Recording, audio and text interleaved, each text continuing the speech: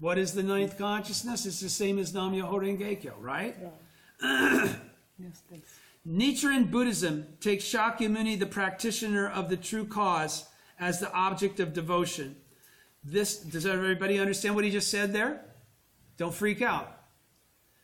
Nichiren Buddhism takes Shakyamuni, the practitioner of the true cause, as the object of devotion, because that Shakyamuni refers to Nichiren.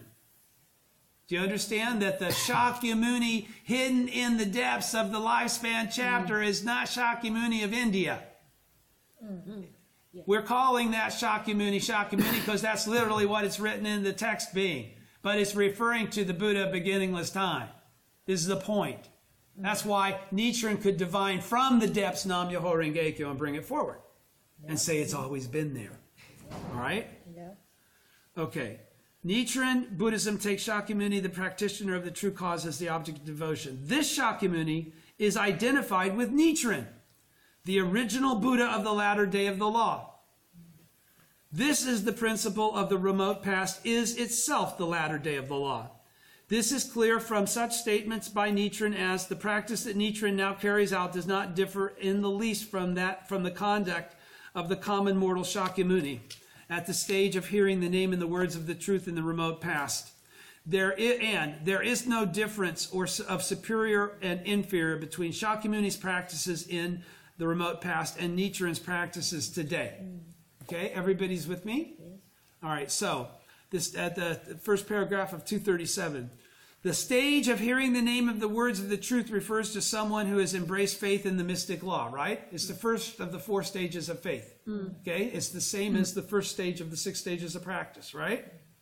Right? Right.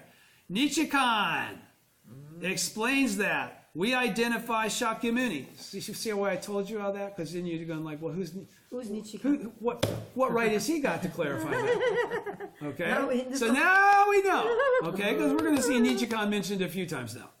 Okay? The stage of hearing the name and the words of the truth refers to someone who has embraced faith in the mystic law. Nichikan explains that we identify Shakyamuni, the practitioner of the true cause, with the Daishonin, and the remote past with the latter day, because there is absolutely no difference in the practices or stages of the two. In either case, practice means the practice of embracing the mystic law, and which means chanting Nam-myoho Renge-kyo, right? Embracing the life of the original teacher. The stage means the stage of practice of an ordinary person at the stage of hearing the name and the words of the truth. That is, one who has taken faith in the mystic law. The statement that Nichiren and Shakyamuni are the same in their practice and stage means that the practice of thoroughly embracing the mystic law as a human being is the same, whether in the remote past or in the latter day. Everybody's with me? Okay, so we didn't do something different than what we're doing now, okay, that qualified us as bodhisattvas of the earth that carried out our vow by making our advent here in the latter day of this. Okay, you understand? The practice of upholding the mystic law is mystic and incomprehensible. So don't just try and wrap this around your head with thoughts or words. It can only be understood in front of the Gohonzon with a sincere and deep-seeking mind. Then it can be understood. It can be completely fathomed. It can actually morph right into you. That's who you become. The practice of upholding the mystic law is mystic and incomprehensible. That's because it contains both the true cause and true effect, and the true effect of attaining Buddhahood. That is to say, the fundamental principle for becoming happy. This is the mystic principle of the true cause. In the latter day of the law, therefore, Nichiren, who is identical with Shakyamuni, the practitioner of the true cause, should be revered as the object of devotion. In the latter day of the law, therefore, Nichiren should be revered as the object of devotion. Do you understand? That's what he just said. I cut out the middle part because he says over here, Nichiren Buddhism takes Shakyamuni, the practitioner of the true cause, as the object of devotion. It says over here on page 236.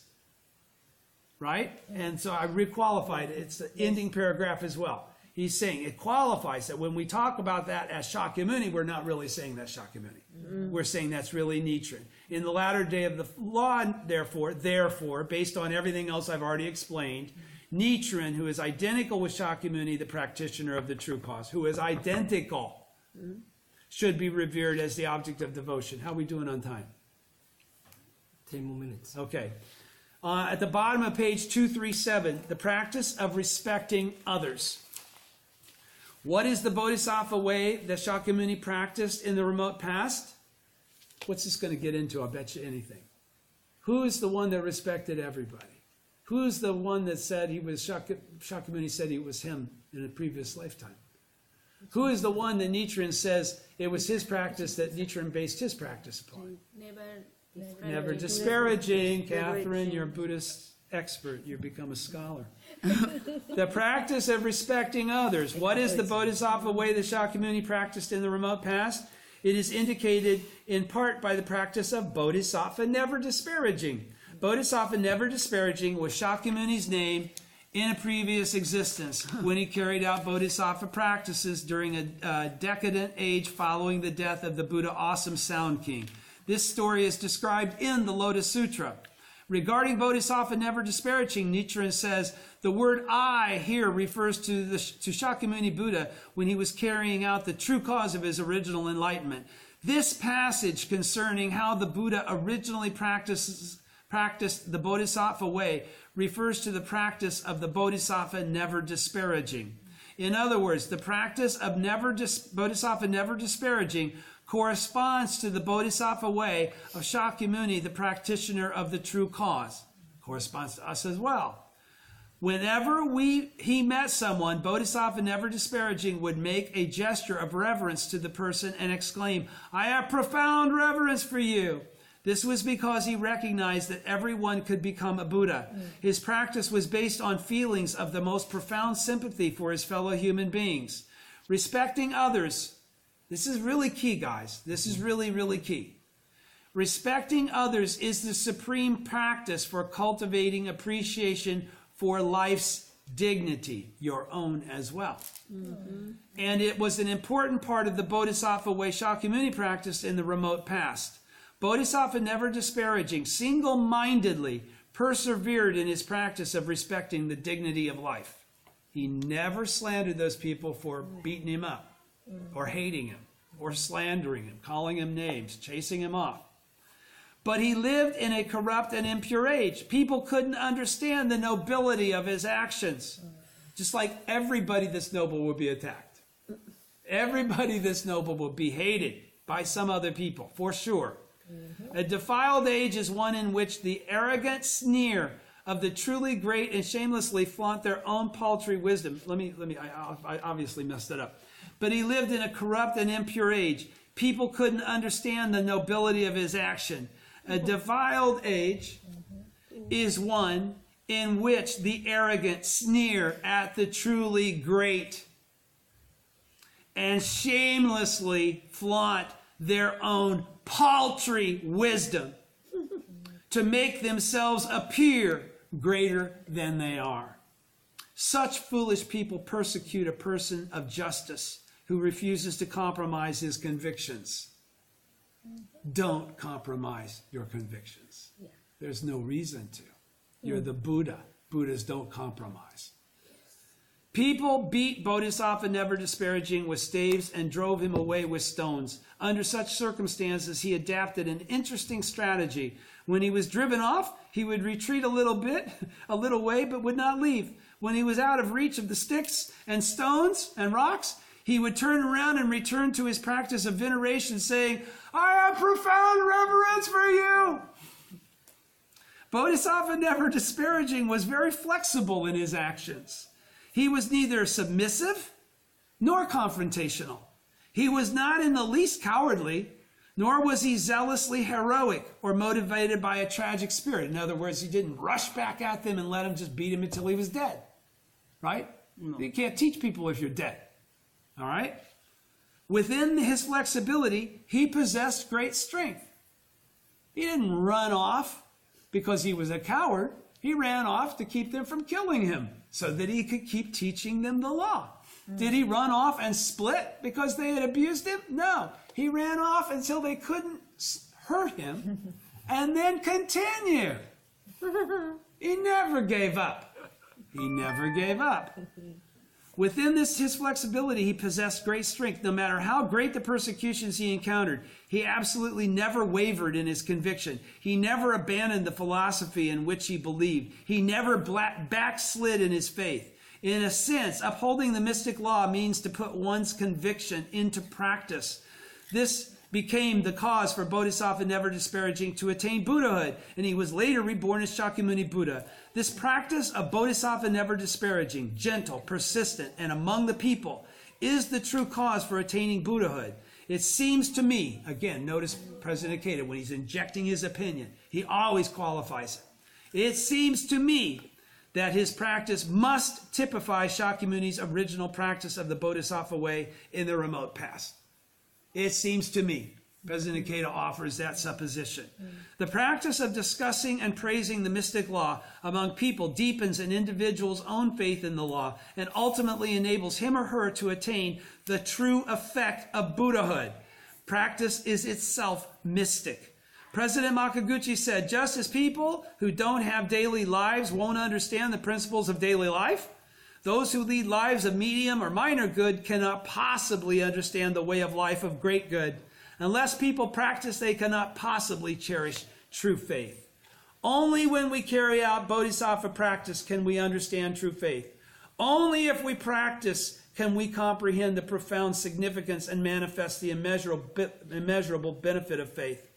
A way of life based on the principle of the true cause is to practice among the people without putting on airs. Without putting on airs. There is no need whatsoever for such people to get all dressed up, as it were.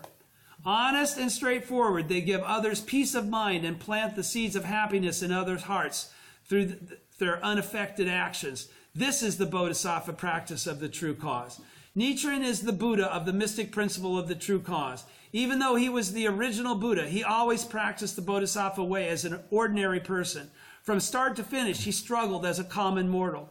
The ordinary person is supreme. This is the essence of Nichiren Buddhism. After he had cast aside his transient role as the Bodhisattva's superior practices, and during the Tasanakuchi persecution revealed his true identity as the original Buddha, Nichiren did not manifest any special physical characteristics such as the 32 features. Nonetheless, the law of beginningless time shone brightly in his heart, and he carried out the actions of the original Buddha for the people of the latter day. Nichiren manifested ultimate humanity. This was his casting off the transient and revealing the true. Our Buddhist practice is not one of revering the true effect. Since embracing the mystic law is in itself enlightenment, when we embrace the Gohonzon, we can immediately manifest the world of Buddhahood in our lives. The Bodhisattva practice of the Buddhism of the true cause is to direct ourselves toward the 9 worlds while basing ourselves on the life of Buddhahood. It is, it might be said, to dive headlong into the mundane reality of society dominated by the 9 worlds while basing ourselves on the life of Buddhahood by getting up and chanting to the Gohonzon and going to bed and chanting to the Gohonzon. Our practice entails constantly going back and forth between practice for oneself and Our practice entails constantly going back and forth between the practice for oneself of doing Gongyo and chanting Nam-myoho Renge-kyo and the practice for others of spreading the mystic law. The key to manifesting the world of Buddhahood lies in this continuing activity. Accordingly, the Buddhism of the true cause exists in the way of life, the practice of ceaselessly striving to improve one's immediate everyday surroundings and carry the age and society forward. The principles that faith equals daily life and Buddhism manifests itself in society are thus central to Nichiren Buddhism. Okay, and we'll take it up from now is the time to take action on page 241 when we come back next week. And we're almost got through all the 19, which is amazing. Thank you. Thank you.